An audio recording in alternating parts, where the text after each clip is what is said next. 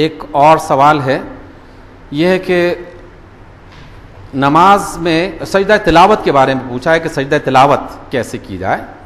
سجدہ تلاوت کا آسان طریقہ یہ ہے کہ جب بھی کوئی شخص تلاوت کر رہا ہو، اول تو کوشش یہ کرنی چاہیے کہ وضو کی حالت میں ہی تلاوت کرے، کیونکہ اگر اس نے مصحف کھول کے پڑھا ہے تو اس کے بارے میں تو علماء کی اکثریت بلکہ اجماع کی حد تک یہ بات متفق علیہ ہے کہ بغیر وضو کے مصحف کھول کے تلاوت نہیں کرنی چاہیے۔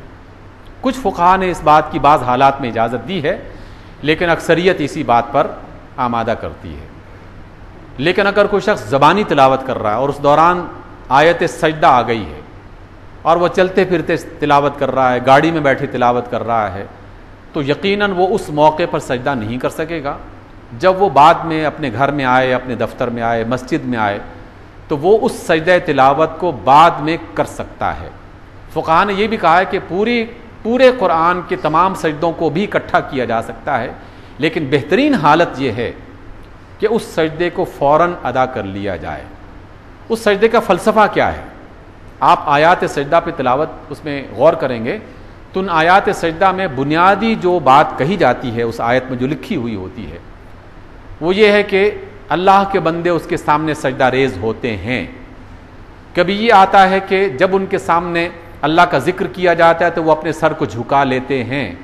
اس طرح کی باتیں اس میں لکھی ہیں۔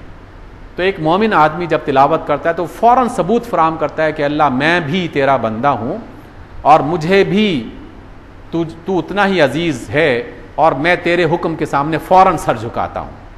اصل اس کے پیچھے تصور یہ ہے۔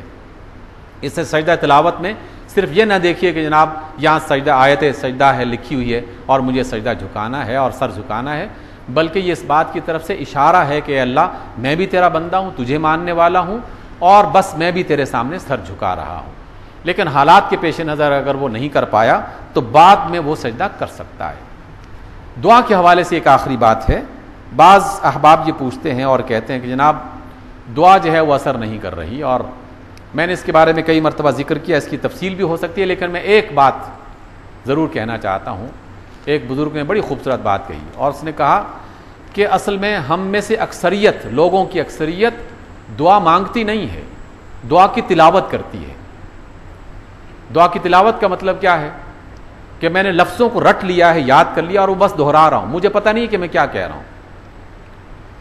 دعا کی اثر پذیری کے لیے اور اس کے اندر تاثیر پیدا کرنے کے لیے انسان کے احساسات، اس کا شعور اس کے اندر داخل ہونا، جس کی وجہ سے اخلاص پیدا ہوتا ہے کہ میں جب اللہ سے کہتا ہوں کہ اللہ اللہم انک عفو تحب العفو فاعف عنا، یا اللہم انک عفو تحب العفو فاعف عنی، جب میں یہ کہتا ہوں، ایک یہ کہ میں نے یہ جملہ رٹ لیا اور ویسے دہرا رہا ہوں، اور ایک یہ کہ جب میں جملہ کہتا ہوں تو اپنے دل میں یہ خیال لے کے آتا ہوں کہ اللہ تو معافی کو پسند کرتا ہے، تو سراپا معافی ہے، اور اے اللہ مجھے معاف کر دے، میں تجھ سے معافی مانگ رہا ہوں۔ اب یقیناً اس تصور کو لاتے ہوئے دعا کا اثر بالکل مختلف ہو جائے گا۔ یہی اثر آپ سجدے میں رکوع میں تلاش کریں۔ بعض اوقات رکوع اور سجدہ لمبا ہم تھوڑا سا کرتے ہیں، بعض احباب اس کا ذکر بھی کرتے ہیں کہ سجدہ تھوڑا سا طویل ہو گیا۔ اس کے طویل ہونے کا صرف ایسی وجہ نہیں ہے کہ میں نے سبحان ربی الاعلیٰ یا سبحان ربی العظیم زیادہ مرتبہ پڑھا ہے۔ بعض اوقات کوئی خیال آ جاتا ہے کہ سبحان ربی الاعلیٰ، پاک ہے تو اور پاک ہے میرا رب جو بہت ہی بلند ہے۔ ایک دفعہ زبان سے یہ کلمات کہیے اور اسی لمحے یہ احساس پیدا کیجئے کہ اے رب میں نے تیرے لیے جو سر جھکایا ہے، تو پاک ہستی ہے اور تو بہت ہی بلند ہے اور تو میرا رب ہے۔ یہ احساس جب پیدا کریں گے تو پھر آپ سبحان ربی اللہ سبحان ربی اللہ نہیں کہیں گے، پھر آپ سبحان ربی الاعلیٰ کہیں گے، سبحان ربی العظیم کہیں گے، پھر 3 مرتبہ بھی کہیں گے تو رکوع آپ کا صحیح ہو جائے گا، 3 مرتبہ کہیں گے تو سجدہ صحیح ہو جائے گا۔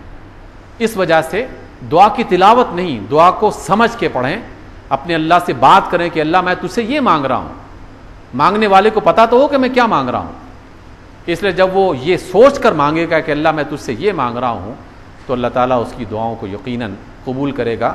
اللہ تعالیٰ ہمیں اس بات کی توفیق عطا فرمائے۔ جی آپ ایک بات کہنا چاہ رہے ہیں؟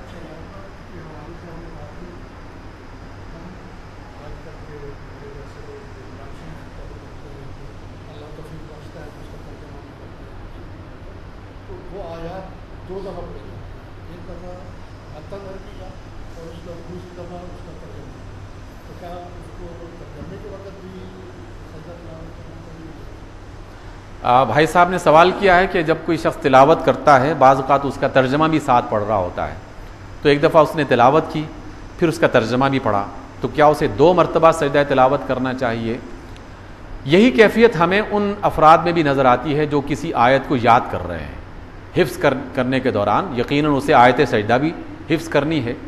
یا بعض بندے ہیں جو زیادہ مرتبہ ایک سورت کو پڑھتے ہیں، بار بار اس کی تلاوت کرتے ہیں، تو فقہا نے کہا کہ آپ نے آیت سجدہ جب ایک بار پڑھ لی ہے تو ایک بار سجدہ کافی ہے. اس کے بعد اگر آپ اس آیت کو بار بار دہرا رہے ہیں تو بار بار سجدہ کرنے کی ضرورت نہیں ہے، کیونکہ وہ جو احساس ہے وہ اللہ تعالیٰ کی طرف آپ نے منتقل کر دیا کہ اللہ میں نے تیرے حکم پر اپنے سر کو جھکا لیا اور میں بھی سجدہ کرنے والوں میں سے ہوں، اس لیے یہ بات اللہ تعالیٰ تک پہنچ گئی. اس کے بعد آپ جتنی مرتبہ اس کی تلاوت کریں تو بار بار سجدہ کرنے کی ضرورت نہیں ہے، بس ایک مرتبہ کافی ہے.